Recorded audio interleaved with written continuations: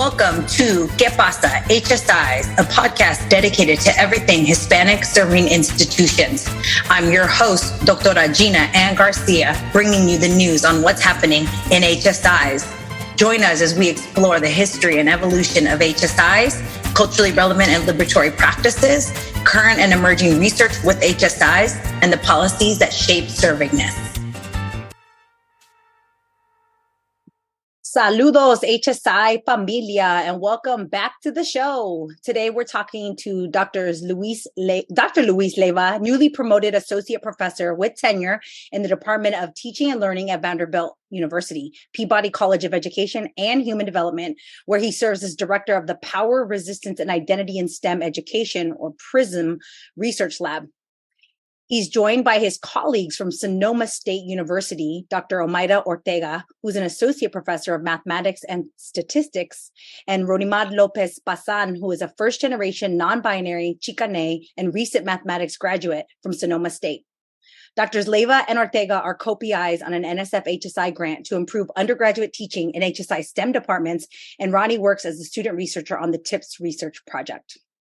So thank you all for taking your time to be here today on ¿Qué pasa? HSIs, where we talk about all things HSIs. To get us started, we always like to hear first about y'all's journey into and through higher education. So let's go ahead and start with that. Omayra, you want to kick us off? Sure thing. Thank you so much, Dr. Garcia, for having us here today.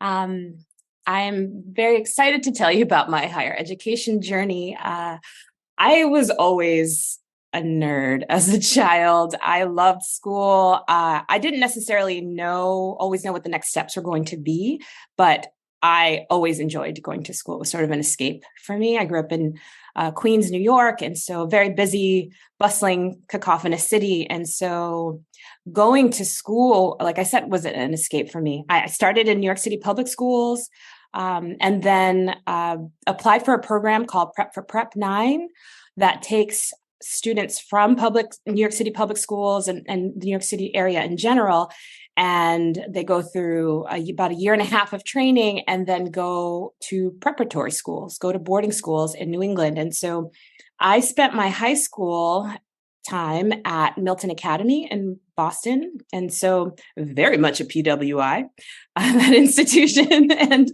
it was a bit of a shock going there, but at the same time, like I said, school has always been an escape for me. It really just seemed like we had a slumber party all day and we're also going to school together. So I enjoyed that. And I think because of that preparation in that school, I was encouraged to apply to a lot of colleges that I'd literally never heard of before. Like I didn't even know what Princeton was. I was encouraged to apply there, but I ended up, thankfully, at Pomona College in Southern California. And I was there for about 4 years, but I will say that a pivotal moment for me while at Pomona was after my freshman year. I was just having too much fun. I had way too much fun. And it wasn't that I wasn't capable. It's just that I preferred hanging out with my friends and I didn't go to classes. I actually failed Calc 2. I failed calculus. I'm a mathematician.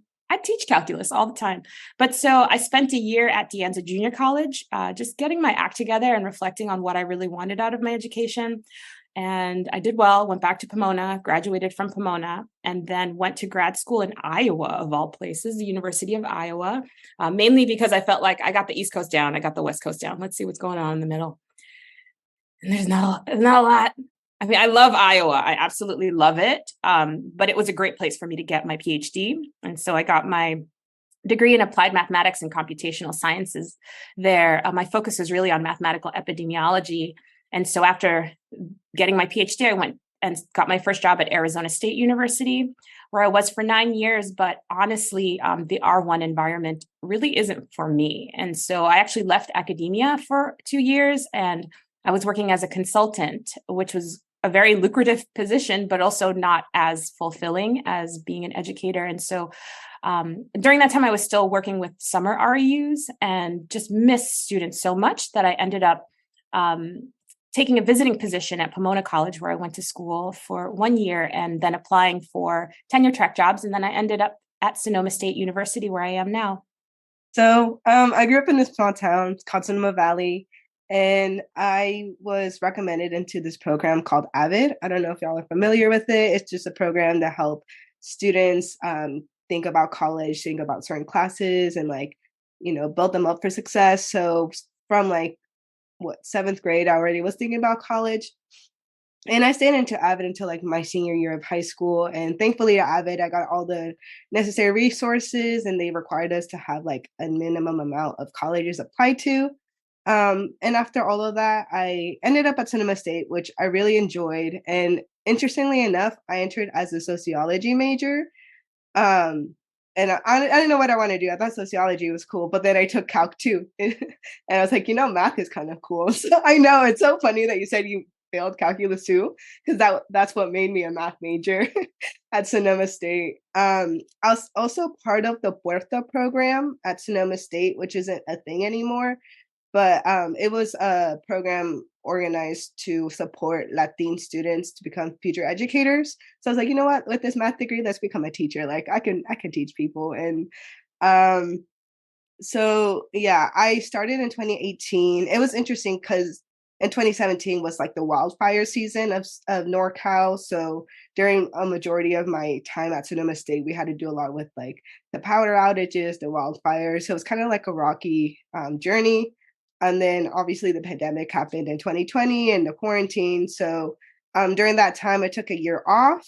And honestly, I didn't think I was going to come back to school because I don't come from a lot of money. My housing situation wasn't the greatest. But thankfully, my mentor helped me raise money. I was able to get an apartment near Sonoma State, and I just graduated recently, which is pretty cool. Yeah, I'm just a recent graduate. I don't know what else to say besides, I think it's pretty cool. I was able to finally finish my bachelor's after, a tough time. But yeah, we're here. Yes, I love it. Awesome. And I like the connection between Calculus 2. Luis, you going to come in and tell us something about Calculus 2? You going to thread the story? I think so. Let's see. So my story is I was raised by two immigrant parents from Cuba. And so during that, my upbringing, education was really hammered home as a big value. So going to college was there was no questions about it. But I think part of it with my upbringing was what was I going to become with the college degree? And one of the things that I really valued was my mother's relationship with my pediatrician, and the support that he provided. His name was Dr. Segundo Perez. And I remember, just the ethic of care that he would bring to those interactions of me going to the doctor's office. And so that's really what's inspired me to think about, math and science, right? And so going in, I did my undergraduate degree at Rutgers. I was originally pursuing a chemistry major, and Calculus 2 was actually the one that really kind of played a role of seeing myself more as a math person, quote unquote, because I was somewhat successful in that space. And it's also one of the classes you could choose among them. And, you could choose Calculus 2 to be able to continue on to be a chemistry major, to go on to do other STEM areas. So that was really affirming for me. But during that time, thinking about my own identities at the intersections of also my queer identity, I was thinking a lot about my social aspects of my lived reality, not just my academics. And also that I was being apprenticed into thinking about, working in student affairs at Rutgers too. So a big role for me was being involved with STEM living learning communities, working for the Upward Bound program, summer program for a number of years, and really thinking about how social aspects of who you are and your experiences also intersect and collide with academic experiences. So unfortunately, I did not ultimately end up being a chemistry major or becoming a pediatrician or being pre-med, but I fell in love with teaching and learning in mathematics. And to become licensed as a teacher, you have to major in the content area that you're going to teach. So that's what routed me to mathematics. But then in my research, so when I finished up my undergrad degree and I finished my master's degree to become a mathematics teacher, I had a career pivot where I didn't want to necessarily only, I wanted to continue doing classroom teaching, but I also wanted to engage in more educational research to understand these lived realities of social aspects coming into play in STEM teaching and learning, and mathematics teaching and learning in particular. When I was in grad school, I wasn't finding a whole lot of solutions around an intersectional understanding of issues. A lot of the times when I would look at math education research, it was really kind of single dimension focused. And it was actually my connection with Dr. Abelia Hernandez at Rutgers in an office hour appointment with Abelia, where she introduced me to this idea of intersectionality. And I'll always be so grateful for her to be able to kind of point me in that direction. And I started digging into Hooks. I started digging into Crenshaw. I started digging into, Black feminist epistemologies and women of color feminisms to understand this more. And so I think that was a really crucial turning point in terms of my educational research trajectory. So my dissertation was really uncovering the intersectionality of lived experiences in mathematics for historically marginalized students. And then that ultimately became my program of research. And then later on, going off to pursue my first tenure track position after grad school at Vanderbilt University. So that's my higher ed trajectory. And I tried to do due diligence to keep Calculus 2 threads alive there. It was perfect. I love the connections. And now we know who to thank, Dr. Abelia Hernandez, for your intersectional critical approach to the study of mathematics. I love it. I look forward to hearing more about that, which I know we're going to get into. But before we talk a little bit about that, the second question I like guests to talk about is the servingness journey. How did you come to understand Hispanic serving institutions? And this one is always interesting when you didn't mention HSI as your undergraduate experience, which many people don't. Even if they're at an HSI, they don't necessarily know they're at an HSI. So I'd like to know, at what point did HSIs come into your consciousness, or what I call the servingness journey? Tell us about that. So Ronnie, you want to kick us off? Yeah. So I really like this question because when I was applying to colleges, it wasn't like a big thing for me, but I did like seeing that some schools were recognized as HSIs. And when I got to Sonoma State, it's not as diverse as I was anticipating it to be, since it was recognized as a Hispanic Serving Institute. And I know I'm not alone when I say that, as I have spoken with a lot of classmates.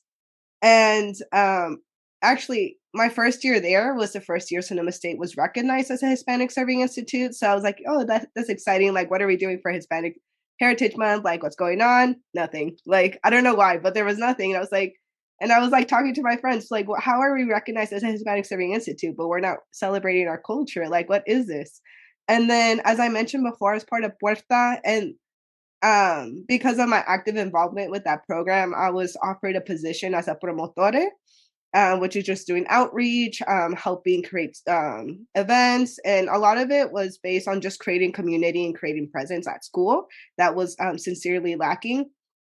And I really enjoyed doing the work there because I got to, play an active role of just creating the space that I wanted my homies to feel included, wanted us to feel represented. And there's one event that we created, was the Pulga Social, and we had vendors around, and we had elotes and fruta picada and whatnot, just creating presence. And there was still, even though we had culture represented on campus, there was still a lack, I felt, in instructional support for my homies. And I guess, and I don't know. So that was the lack that I was kind of why is there no support? Puerta did have advisors, and I loved my advisor Alma, but I felt they were limited into how much they can support us, because they had not a lot of funding, but they did what they could. And I also did Baile Folclórico my first year. And what I really appreciated from Puerta is that Baile Folclórico also did not have any money. We barely could afford the dresses, and we also wanted to perform for Raza, but the Green Music Center, the venue where Raza Grad was going to be held, told us we could not wear our shoes because they didn't want us to damage their floors. And while I understand that, it's very unfortunate because Baile Folclórico, you need the shoes, you need to hear the feet, you need to hear us dancing to the rhythm. It's literally integrated into our performance, and we were like very devastated because we were confused on how we were going to, do a good job of, showing our love for our culture, but also not removing its core substance. And thankfully, Bertha came through with some of their funding that they had and bought us some like wooden floorboards, so we would able to like cover the floor and still use. And thankfully, we were able to use that for the practice studio that we also used. And I don't know, there were parts here and there that where Bertha was really able to come through. But even then, I still question like how else can we support students? And so if you were to tell me like 2018 that was gonna be part of this really cool research project, I wouldn't have believed you. I wouldn't have even known that this project was gonna be a thing like 5 years later. So I'm just really excited to be here and also be a student assistant. I just think this is overall a really cool opportunity.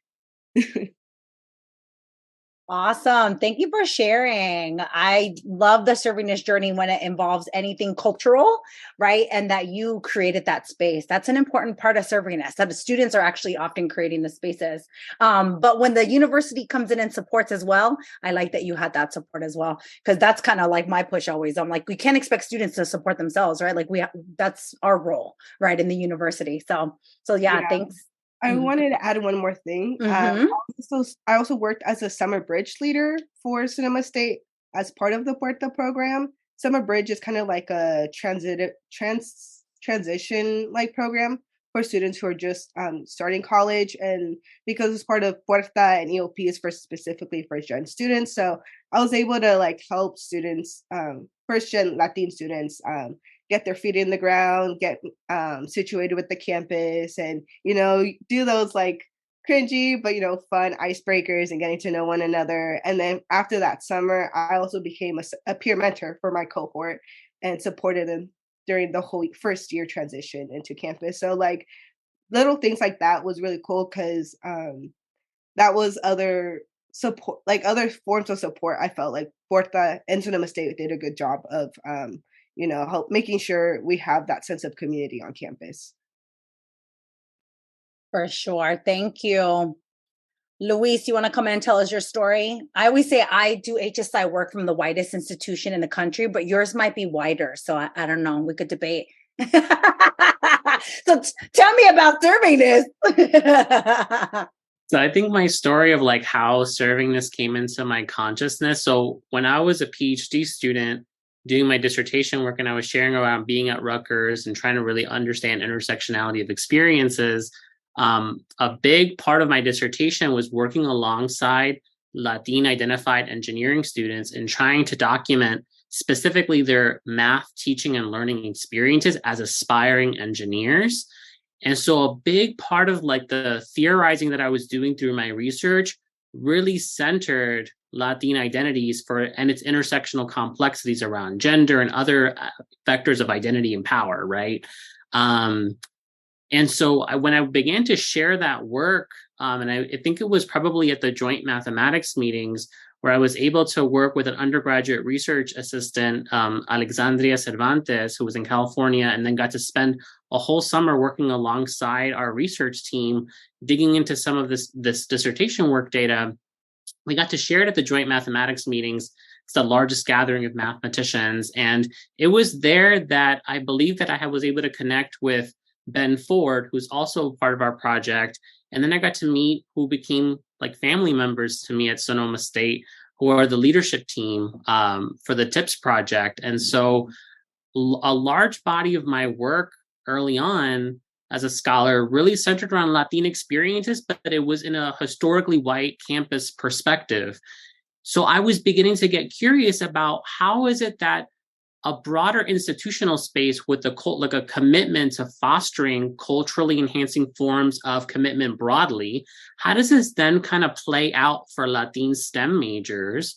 And then when I began to start thinking about this, and I received this invitation from the leadership team to be welcome into being able to be thought partners about doing this, it was an opportunity to say, okay, well, how do we take stock on what's happening in undergraduate math classroom spaces, but how do we also take account of this through an institutional lens at an HSI? So that was my trajectory of how HSI came to be in my thinking.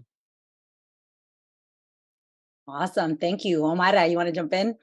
Sure. I love listening to Luis talk. You have such a way with words. I'm gonna say, for me, that HSI designation was not really on my radar for a very long time, even though I taught at an HSI when I was at Arizona State. That was my first job. I was there for a long time. And I felt even the way that I learned about HSI was it was directly tied to funding. It was like an NSF designation. It wasn't necessarily, I mean, even if you'd like take apart the word, I'm like Hispanic, like, I don't even really like that word. And then serving sort of, what does that mean? Shouldn't it just be Hispanic enrolling institutions? I was confused by it, but I understood that it was a source of funding. That's how I came to know HSIs. And so I'm really glad now to be at Sonoma State where people are thinking about the serving in Hispanic serving institution. And so, I mean, really, I didn't know about HSI. I knew about HBCUs, historically Black colleges and universities coming from the East Coast, even though I learned that much later in life. Just having been a student at primarily white institutions all of my life, with the exception of New York City public schools at the start of my life, I really just didn't get that education about what that meant, about how that changes the culture of an institution, or how it should change the culture of an institution once you have that designation, once you formally receive that designation. I will say, just in my day-to-day, I think about how my own servingness comes to play out at my institutions. And I will say that at just about every institution I've ever worked at, I've been the only, if not, one of two Latina professors, I mean, students, even as a student, I remember in my undergrad institution being the only woman, the only Latina, the only Afro-Latina. And so I think that I feel internally the need for institutions to embrace that servingness. And so I'm really thankful to be a part of this TIPS project. I'll talk more about that later, but just this group that I get to work with. I love these people and I love working with them. I love, what did you say? We're like thought partners. I love the way Luis talks. I love being thought partners with these people working on servingness at Sonoma State and more broadly across the discipline. Yes, you just basically, y'all, in many ways summed up HSI, right? Like a lot of people, it doesn't come into consciousness for folks until it does, right? Like until you get a grant or until you have to actually start thinking about it, right? And you're like, oh, this is a thing. But here at Que Pasa HSIs and in many spaces I run in, we are making meaning of HSI, right? Which is the cool thing that y'all are part of the movement. I'm part of the movement. We're part of this like movement to make HSI and servingness actually a thing, right? And I love that y'all are doing it in math. So we are going to step into math servingness. I think it's such an important topic. We're going to start with some of your research, Dr. Leyva, because you're doing such really cool, interesting intersectional work that centers the voices of historically marginalized student populations in undergraduate mathematics and STEM higher education broadly. You're exploring the intersectionality of educational experiences specific to race, gender, and sexuality.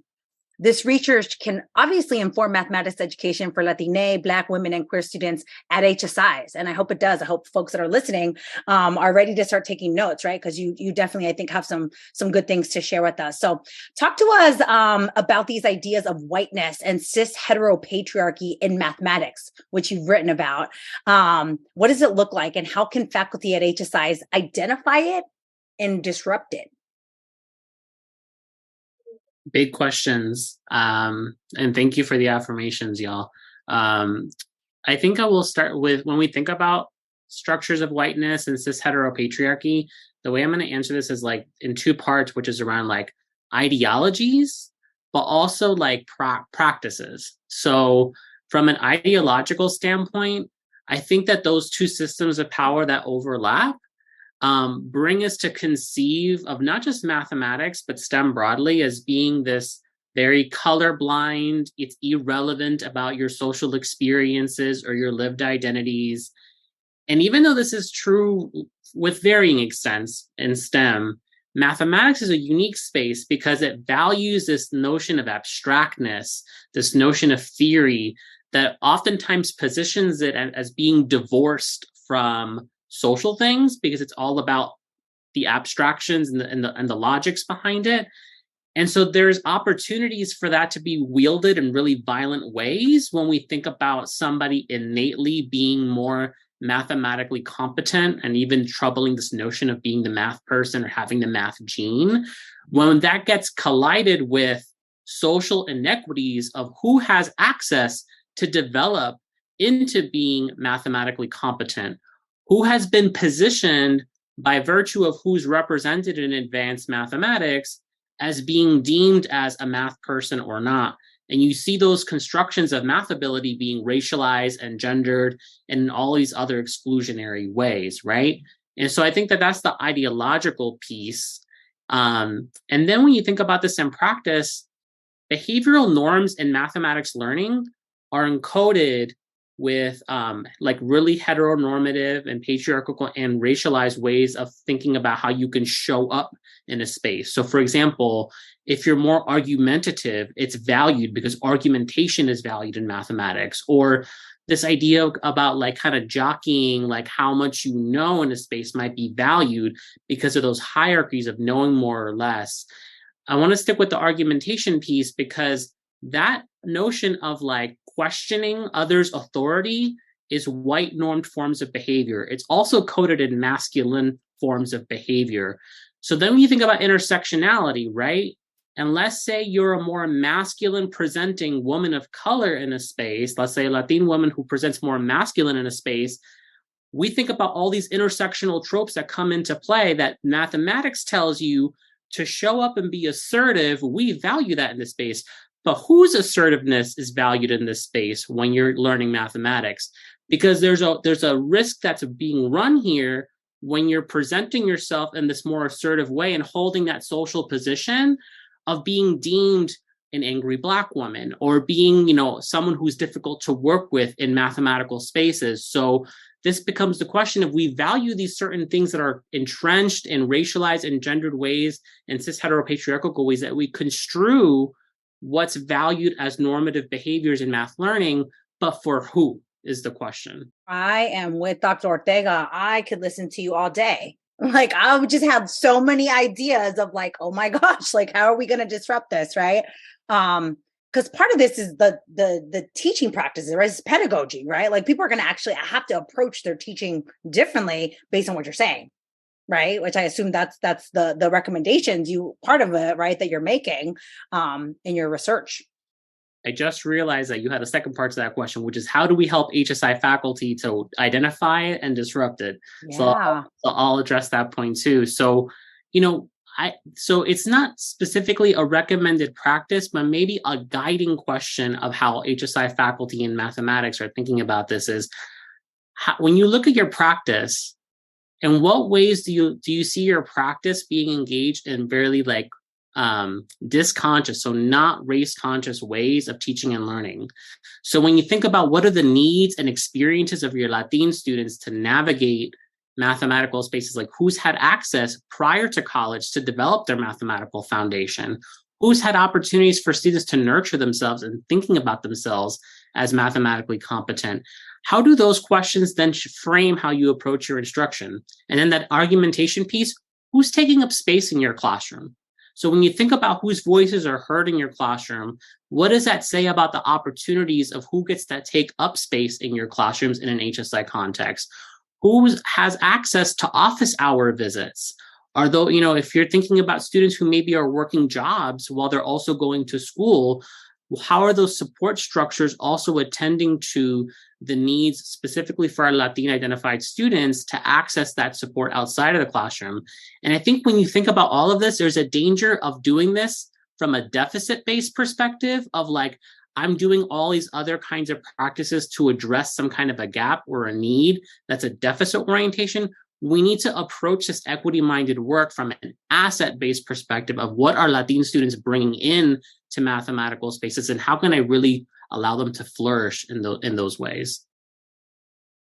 Absolutely. Which I assume is what y'all are doing with your project. So we'll get to that, right? Because I'm like, now I just want to know more, right? Like, how do you get faculty on board, right? You have to be able to identify that, right? That's even happening. Faculty don't even know what deficit looks like sometimes, right?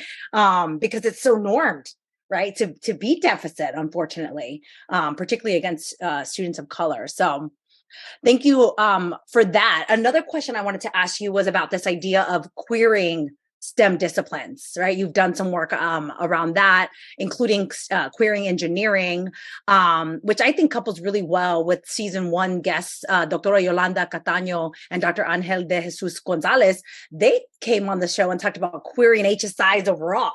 And you're talking about, well, how do we queer, right, STEM spaces, math spaces, engineering spaces? So tell us about that concept and what does this look like in an HSI STEM space? Totally. So I think about the queering concept again in 2 ways. So one is about like, how do we queer conceptions of what's valued in, let's say, engineering spaces or STEM spaces, which again is not oftentimes tied to social aspects. So over the years, when I've been interviewing students about what really motivates them to want to pursue STEM majors, and in some of my recent work alongside queer and trans students of color in STEM at HSIs and other types of institutions, many of them talk about having a commitment of advancing social justice through their STEM work. But when you look at the curriculum in math and engineering and other STEM areas, those curricular opportunities don't necessarily nurture that justice commitment that they bring to want to pursue STEM. So with queering is, how do we queer conceptions of what we really value? And how do we prepare in teaching and learning spaces for students to kind of feel like their cups have been are being filled to be able to pursue these justice-oriented commitments to doing STEM? The second piece that really kind of synergizes with some of our past guests on the podcast around queering HSIs in a community college context, in their work, I really appreciated one of the recommendations that they made in that piece about professional learning spaces and LGBTQ services, because they make an argument around HSIs and community college spaces that oftentimes, if you're in an LGBTQ space, we're just attending to your queer and trans identities in a non-intersectional way. When you're in a Latin affirming space or affinity space, we're only thinking about race and ethnicity, and we're not thinking about some intersectional complexities. And this is nice synergy with some of the things that I've been seeing in my work, because when students talk about affinity spaces or campus organization spaces that are tied to missions around STEM representation. So for example, like let's say a Society of Hispanic and Professional Engineers chapter on campus, many of these organizational spaces are oftentimes also similarly designed in ways that only account for one vector of your social identity and not being at the intersections. And so I'll give one example in a piece that was presented at our North American chapter for the Psychology of Mathematics Engineering Conference. And so during that time, I got to share in a plenary address about looking at specifically Latin, queer, and trans students' experiences in STEM. And one of the themes that came up was the nature of peer relationships. And one of the big themes that came there was these culturally mediated understandings of gender and sexuality in Latin culture, and how that figures into how students were being able to form or not form supportive relationships with peers. And so oftentimes in one of the participants, Rose, in that particular analysis, shared about, as a person who's gender fluid, I'm going into women in engineering spaces where they were feeling like an imposter when they were in that space because it mainly catered for cisgender women. And then when they were in the ship space, and this is all for a student who was at an HSI, when they were at a ship space, they felt as though some of these kind of narrow understandings of what it means to truly be an upstanding person with gender identities, these kind of cis heteronormative understandings that are tied oftentimes to Latin culture when we think about machismo, for example, that this allowed opportunities for Rose to be able to bring their queerness. So I say all of that because in addition to queering what we value in STEM, we also have to queer our designs for STEM student support spaces. And we have to really begin to think about, how do we design supports to be intersectional by nature, and so that way we kind of get away from the siloing effect, right? The answer is not have all of these different, we're supposed to have all of our different counter spaces, and they're really important, but it's not, people can reduce this to say like, oh, well, we just need to have one space for queer people of color in STEM, right? And then that's how but we can actually do a lot more with the existing structures that we have if we just think about these things from an intersectional lens. I kind of wanted to add on to that as a non-binary student at Sonoma State, or graduate at Sonoma State. As much as I'm excited of the work we're doing with the TIPS project and everything, and I do feel like there's a lack of understanding of intersectionality from a lot of professors at Sonoma State. And then my personal experiences, as well as my other trans friends' experiences, have not been the greatest when it comes to being served, because it comes with a lot of misgendering. And thankfully, PeopleSoft, the software we use for Sonoma State, allows us to use our preferred names instead of legal names. So we haven't really had an issue with dead naming, but there is like a very lack of understanding of how to serve queer Latin students, not just Latin students. Me and my friends have been having this issue of like how to navigate through these spaces as queer Latin people. So like, Luis, thank you so much for your work, and I really hope TIPS, we can like really move this towards more intersectional approaches. But yeah. Thank you for jumping in. Like, we need to hear that. Like, and the folks that are listening need to hear, right? Like that, like, we need to do better, because it really is. It's faculty need to do better, right? Like, we can read all the research, we can listen to all the podcasts, but the reality is when you are in that classroom space, like, you got to do it. You can't be misgendering people. You can't be, just using inappropriate terms, dead naming people. Like that's us, right? That's us as faculty. We got to do better. So thank you. And we're going to keep pushing, because that's the reality is this work has to be intersectional. There's no other way. So let's talk. We keep hearing about the TIPS project, but we haven't heard about the TIPS project. So I want to talk about it. Doctors Ortega and Leyva, you are co-PIs on an NSF HSI grant that includes STEM faculty learning and professional development, and a co-researcher model, including student researchers such as Ronnie. Let's talk about it. Dr. Ortega, how is the grant expanding faculty learning opportunities at Sonoma State in mathematics and across STEM departments on campus? And in what ways are dimensions of Servingness being incorporated? So let me tell you a little bit about TIPS. TIPS is an acronym that stands for Transformational Inclusion in Postsecondary Education. And this is a 2-year pathway. TIPS is a 2-year pathway that is specific for departments. We want whole departments to engage in this work so that you're working with your colleagues and so that we can change the culture. And we definitely need to have a critical mass of people participating to really have this work be sustained in departments and actually be effective. And so what happens during these 2 years, there's a lot of professional development, a lot of faculty learning, research, and focus on lesson study as well. It starts in the summer.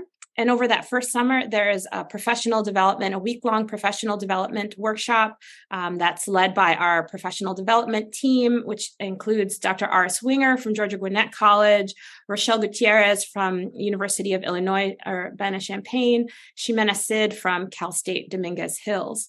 And so in this professional development, faculty learn, and during this first summer, just about, who are we engaging in our classes? What exactly is going on in our classrooms? We can't just stand at the front of the board and just deliver material and just sort of like regurgitate this information that we've been given, but how are we actually connecting with our students and empowering them to learn? And then also taking a closer look at what's happening in our classroom, what we are allowing to happen in our classroom. Are we engaging only with a particular type of student? Are we only interested in students that come well prepared to class? Are we only calling on students who raise their hand? Are we not trying to engage our quieter, shyer students, which oftentimes, in my experience at Sonoma State, end up being Latinx students that tend to be quieter in my classroom? So how are we engaging with our students? How are we fostering a sense of belonging? And we spend a lot of time during that first summer having some really deep and uncomfortable conversations about what's going on in our classrooms. And, of course, with every conversation, having to set up a set of rules for engagement, because we want people to feel comfortable enough to share how they're feeling, what their opinions are. And we don't want if there's someone that needs work, say they don't even know what an HSI is, what that means, what servingness means, then we don't want to attack folks for doing that. So we have to, during that first summer, develop just a sense of community and comfort in having this discussion at all. And so one example of what we talk about during this first summer is just, again, the engagement with the students, but how do we do that? And so we developed a practice of check-ins. Each individual had to come up with, how do you check in with your students? Is it, just once a semester? Is it, twice? Is it twice a semester? Is it a survey? I check in with my students once a week, and it's a verbal thing because I also want to get my students talking. That's a way to gauge how my students are feeling. And I have to share too, so they get to know me better, but it's just a way to engage the students in a way that isn't high stakes. It's not a test. I just want to know how you're doing. And just that simple act of letting a student know that you care can mean so much to them and bring them to your class and make them more interested in actually hearing what you have to say, what their classmates have to say, and the material that you're covering in that class. So that first summer professional development workshop really sets the tone. There's also a lot of anonymous Padlets, just in case there's things that you are very uncomfortable saying in front of your colleagues, because there is also, that difference of junior colleagues versus more senior colleagues, or just, do you have tenure yet? There's a lot of, we're all academics. There's a lot of departmental politics sometimes. So there are opportunities for anonymous conversations as well. And then in the winter, we have our second, a bit more in-depth professional development workshop where we talk about culturally responsive pedagogies. We talk about embracing our Hispanic servingness, our designation as a Hispanic serving institution. And we work very closely with Dr. Rochelle Gutierrez on her rehumanizing STEM framework. And so we started with just a pilot of the math department. So we focused on that rehumanizing math framework. And it's a framework really just for identifying, sort of what Dr. Leyva was talking about earlier. What are we, rather than taking the deficit mindset, looking for what are the talents and the gifts from our Latinx students that we're not cherishing, that we're not using and supporting in our classrooms. And how is that, how are we missing out as faculty members, as mathematicians in general, by not engaging with our students, with our Latinx students especially. Then after the winter professional development workshop, we focus on lesson study. And so we get into even smaller groups of maybe 5 faculty members who are teaching the same class. And we identified gateway courses that have high DFW rates or high opportunity gaps, and focus on those courses in small groups and try to apply these, culturally responsive, culturally enhancing pedagogies that we've learned, as well as the framework, the rehumanizing mathematics framework in our classrooms. And we collectively in our small groups create one or more lesson plans that espouse these new skills that we've just learned. And then we deliver them, and the other people in the group are observers. And so in this way, there's this exchange of ideas. And also, how often do you have someone observing your class where it's not for your promotion and tenure? It's really just for you to become a better educator, for you to enhance your servingness as part of the HSI designation. And so the lesson study continues for the next year and a half, but then there are still sort of catch up or just check in, professional development workshops that happen along the way as well. In particular, there's one that we titled Identifying Institutional Barriers and Opportunities, which has been really eye-opening for me personally. We brainstorm as a big group, as a department, what do we want to focus on? And I had the opportunity of joining the financial aid task force. It's amazing to me that students even make it through college. The financial aid process is so convoluted and confusing. And, I recently learned that they only give you your financial aid materials by email and in English only. And so I think that's something that is changing at Sonoma State within the next year as a result of the work that we've been doing with the TIPS grant. And so we're very proud of that. But it's just really interesting to hear the perspectives of folks who are not in mathematics, who are not in, working in the HSI sphere, just how they think about, well, English, it's the official language of this country. Why would we ever send out materials in Spanish? And I didn't even know what to say back to that when I heard it the first time. It took me a moment. I collected myself and I came back. But I just thought that was so interesting. When we serve such a high proportion of Latina students, why wouldn't our materials also be offered in Spanish? Especially something so important as this funding that's going to support your college career that could change your life. That's very important. So I said I was on the financial aid task force that looked at financial aid, but we also were looking at departmental policies, RTP policies that affect our students, as well as Roni had mentioned that there really weren't a lot of cultural activities on campus that were Latina affirming, even though we're an HSI. And so the math department has tried to do activities at the intersection of math and, Latinx culture. And so like during the Hispanic Heritage Month, we highlighted faculty, staff, alumni that were Latina, and it was essentially a social media blast. And that came out of that committee as well. In general, also, we've been looking at reducing costs to students because we know that school can be quite expensive. And this semester, they focused on free online homework submission tools because in mathematics, we often have large classes. It's hard to grade all of that. And so we often use these online homework submission tools. And there are free ones available, but you have to create all of your own problem sets, which is a daunting task. And so there's a task force looking at that as well. But all in all, the TIPS project is always looking. I mean, we have our pathway, it's set, but also I was taking notes as Roni was talking because we don't yet look at this, the intersection of, the queer Latina students and how we can serve, our students. So I'm, just so proud to be a part of this project. And like I said, we started with the math department. It has expanded to all STEM departments at Sonoma State. And the hope is that in years to come, we can expand to all of the California State University system, which is a huge system. It's the largest, we educate, the largest percentage of Latina students in the country, as well as, the CSUs. The system itself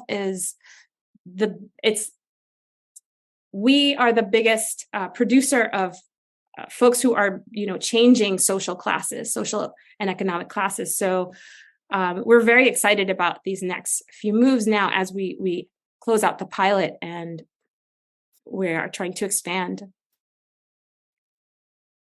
Thank you for that overview. I have so many more questions, but we don't have enough time. I'm like, oh, I love it.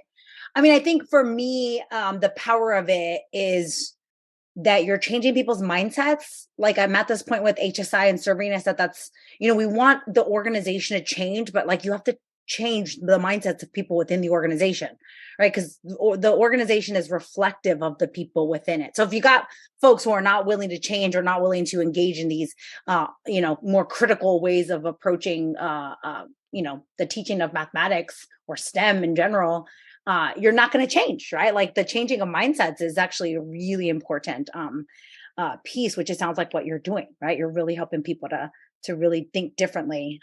So yeah, I love it. Roni, you want to talk to us? Oh, yeah, go ahead. I was just going to say it's interesting because initially we thought we just had the unit of treatment is the department. And I think our original plan as we wrote the grant proposal was just to focus on the faculty.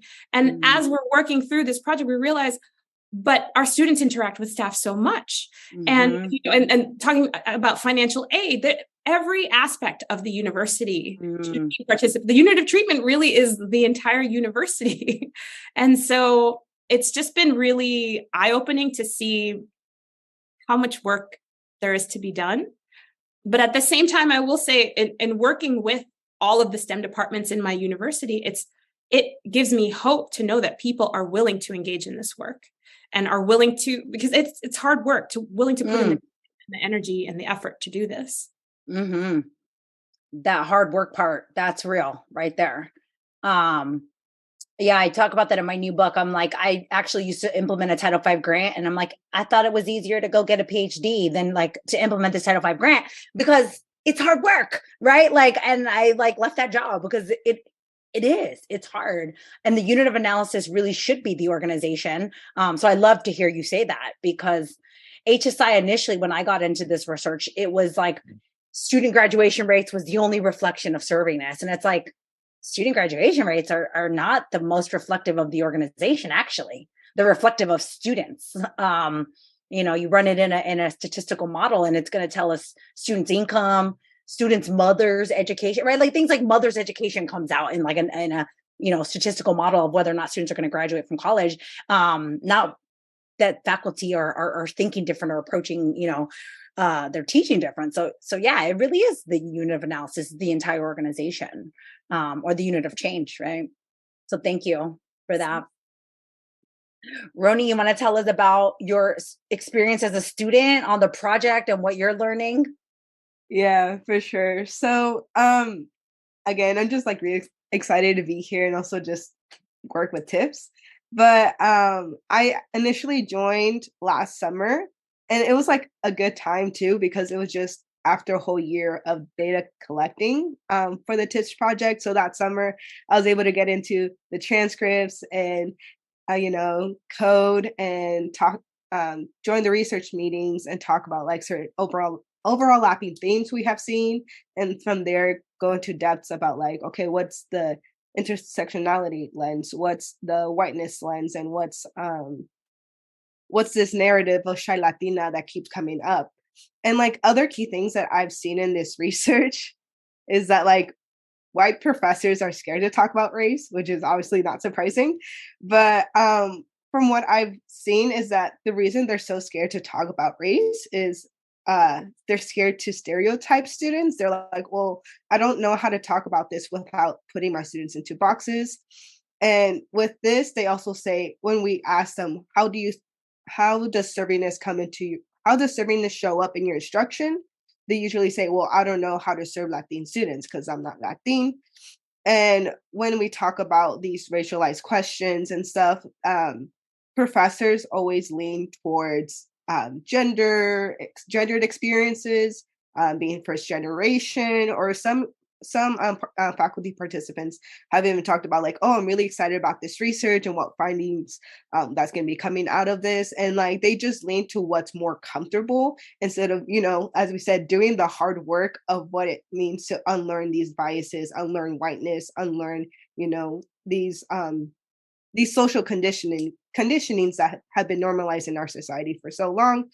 And for those faculty participants that have been, somewhat informed and know what it means to serve Latin students, from what I've read, some of them tend to come off as white saviors, which has been really uncomfortable and frustrating because, I love the passion, I love the energy, I love the fact that, you're here doing the work, but we don't need your help. We just, we want to be,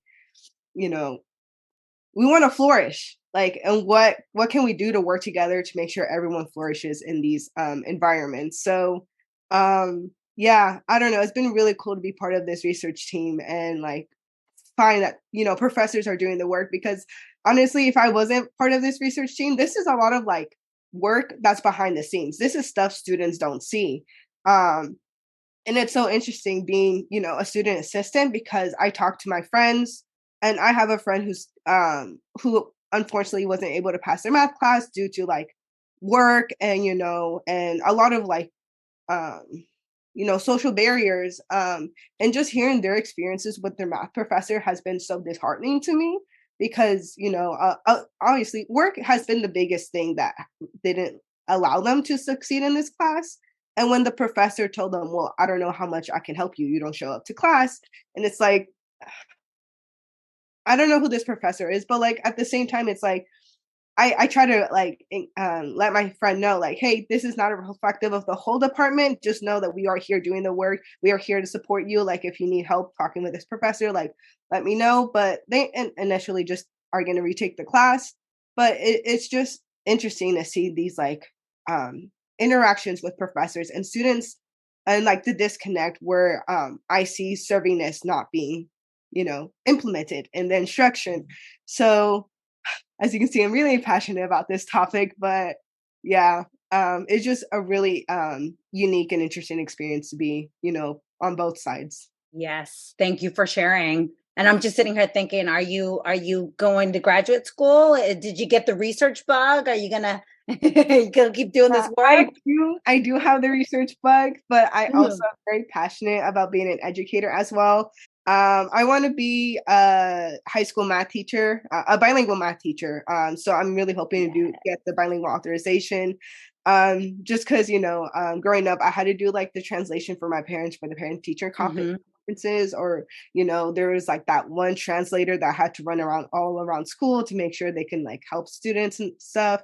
So, I mean, when we talk about like, we want professors to show, or educators to tell their students they care, like I want to be one of those professors. And like how Omayra said, like as long as you ask, are you doing okay, like how are you, like on a personal level, that goes so far. Like for most of us at higher ed, being like historically marginalized, it's like, whoa, you this can sound a little sad, but it's like, wow, you actually care about me, like you care about me as a student. You don't just see me as like someone who you have to grade and get perfect scores and all that stuff. So the fact that there is this embedded work of, creating relationships and creating community, like that's my thing. I love creating community wherever I go. I'm like, you know what? I want to make sure you are seen, you are heard, and like we're in this together. So as a future educator, I really hope to like create this like inviting but also brave learning environment for my students, because math is scary. Like you don't have to tell me math is scary. I still can't believe I graduated mathematics, not gonna lie. But it is scary. And hopefully, I'm just one person, but I'm brown, I'm queer. And like if they can visually see me as a person who was able to like succeed in mathematics as a form of inspiration for my future students, like hopefully that helps. If not, like let's see where we can work together and make sure you flourish. Yes, to all of that. I'm so happy to know that you're going to be teaching young people, like my own children. I have a 10-year-old who says he loves math. He doesn't like writing. He doesn't like reading. I'm like, okay, some good teacher who I know the teachers, right, that he's had helped him to get to that point, right? You're right. Kids don't love math all the time. So to hear when your own child says, oh, I like math the best, you're like, yay, we have good teachers, right? So I'm glad you're going to be teaching our future generations. Let's hear a little bit more about what y'all have been learning. Luis, you want to talk to us? You wrote a paper, right? A recent annual meeting proceedings chapter, which we'll drop in the show notes, about faculty and student perceptions of instructional servingness in gateway mathematics courses, about at HSI. So tell us about it and what we can learn from that piece. Totally. And before I do, much gratitude to you, Dr. Garcia, and everybody at Capasa HSIs, because like you all have created a space for us to come together. So as I'm listening and engaging with my colleagues' ideas, I just wanted to throw gratitude into the space. And also in the spirit of also this work is done collectively. So we're here, right? So the research arm, so Dr. Ortega talked a little bit about the professional learning arm, and then the research arm is another arm, and it's interconnected to the broader TIPS project. And this is a part about being able to think about some knowledge production, right? And so as a village, we have many folks in our research team. So, we have undergraduate students, master students, and doctoral students, and faculty colleagues there. So I'm just going to say first names real quick. So Yamit and Raven over at Sonoma, Taylor, Nicolette, Megumi, Loreli, Enrique, Rocio, Shalini, and also Martha Byrne at Sonoma State. So I want to make sure that those folks are recognized because they are contributing to this work as well. And so this paper, we really were trying to look at in this analysis across in gateway math instruction from faculty and students' perspectives, and we engaged in a coupling of the data. So we have perspectives from faculty members and students who were taking those faculty members' classes.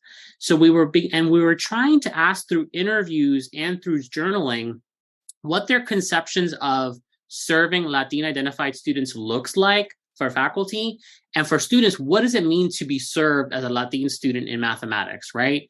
And so methodologically, this was important because oftentimes in research, we might hear from the faculty's perspective, but we don't know how that's landing on for students. Or we hear from the students' perspectives, but we don't hear about the faculty sense making about why they decided to do what they did in the classroom, right? So this was an opportunity for us to look across those perspectives. And we found these kind of moments of dissonance or resonance between their conceptions of what it means to serve or experience servingness. And the theme that we elaborate on this paper is around expansive conceptions of mathematical ability. So what does that mean?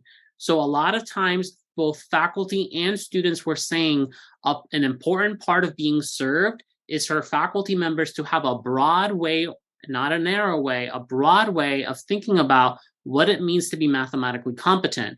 So oftentimes when we think about traditional markers of math ability, we think about being fast, being correct, and a lot of that increases into high stakes pressure of being able to show up as a math student in these spaces. But we also argue that in addition to disrupting these narrow ways of conceiving math ability, faculty members have an important responsibility to also acknowledge and explicitly name the experiences that Latin students are navigating as mathematical learners. So managing stereotypes, considering the fact that a lot of times Latin community members may not have had access to high quality pre-college math teachers to be able to support them into their first year college classes.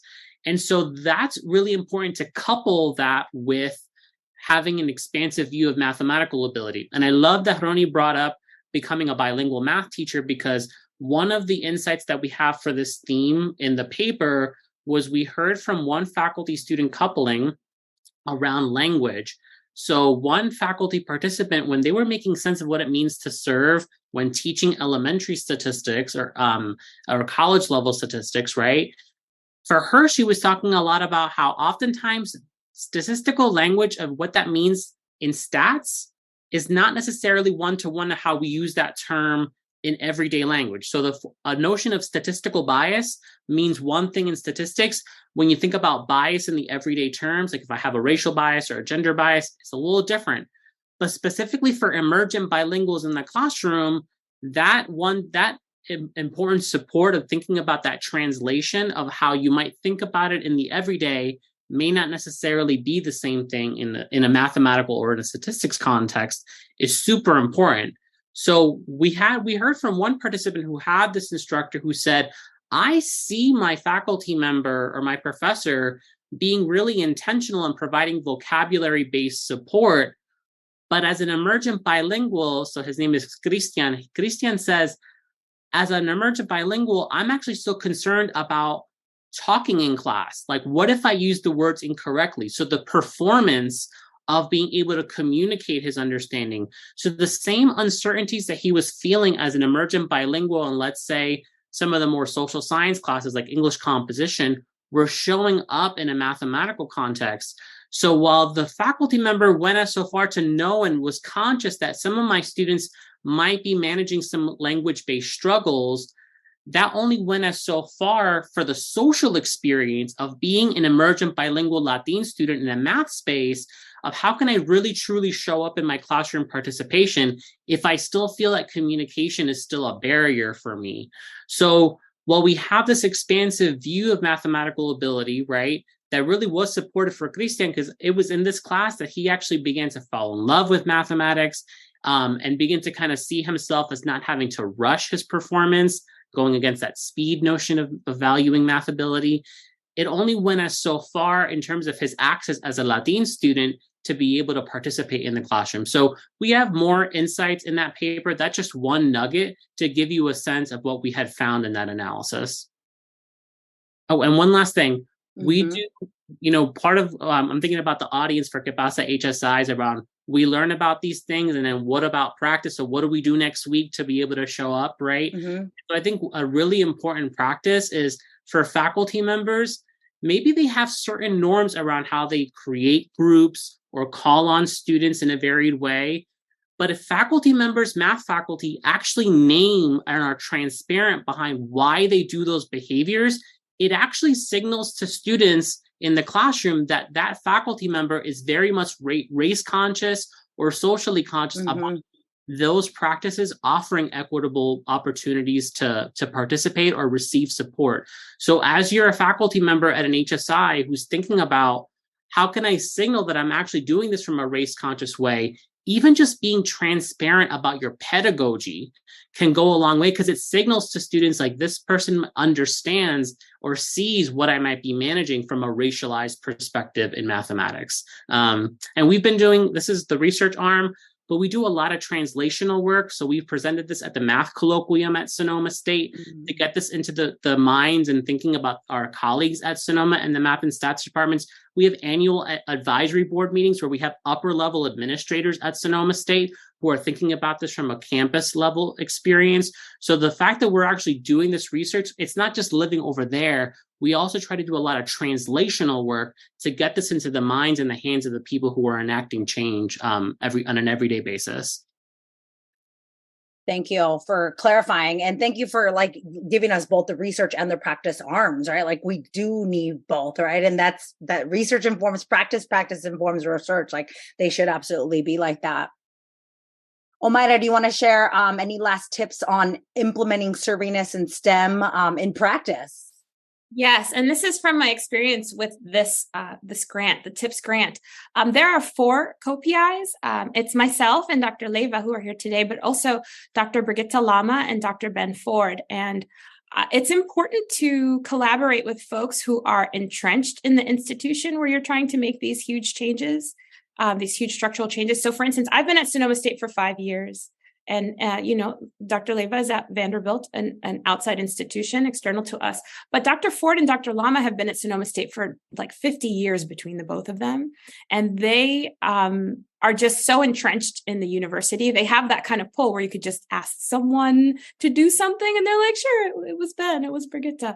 So I think it's important to collaborate and connect with some key players, get some early adopters who have a lot of social capital at the institution.